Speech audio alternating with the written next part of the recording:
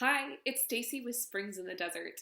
A couple weeks ago, we had an Advent retreat on prayer, and I was sharing about it with a friend, and I told her how it can be really difficult for couples who experience infertility to go through the season of Advent and Christmas.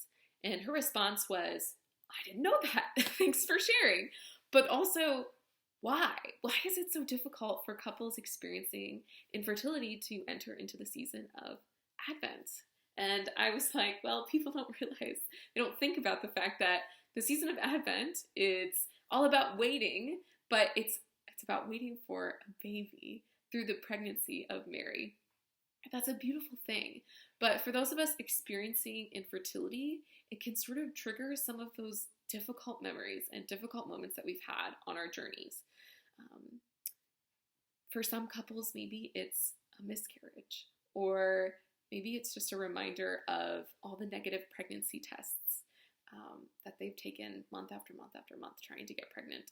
Or maybe it's a difficult surgery that they've had, or just really, really disappointing doctor's appointment. There's a lot of things that in the experience of infertility, couples don't always feel comfortable sharing those really private personal moments. And so you might not know what somebody is carrying through the season of Advent and Christmas. So if you know someone who's struggling with infertility, it's important to just consider that they might experience Christmas in a different way than you, and it might mean that you need to have just a little bit of extra patience with them because it can be hard. It doesn't mean that they get like an excuse to just avoid the season of Advent and Christmas. My husband and I actually tried to do that last year. We decided to go to Italy. We did it when Advent started. But there was this temptation to sort of just check out of the season of Advent and Christmas.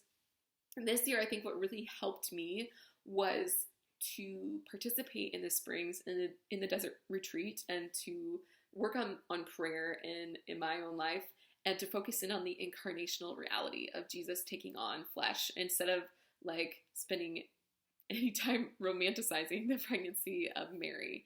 The reality is we have a savior. That's the message of Christmas, is we have a savior. He's here. He's in the world. He's real. He's alive. Also, if you could, in a really intentional way, pray for couples who are experiencing infertility. It's a difficult season. The same could be said for somebody who's going through a period of loss. Maybe somebody's lost a loved one. A loved one has died during the season of Advent or Christmas. And so they might also be going through a difficult season.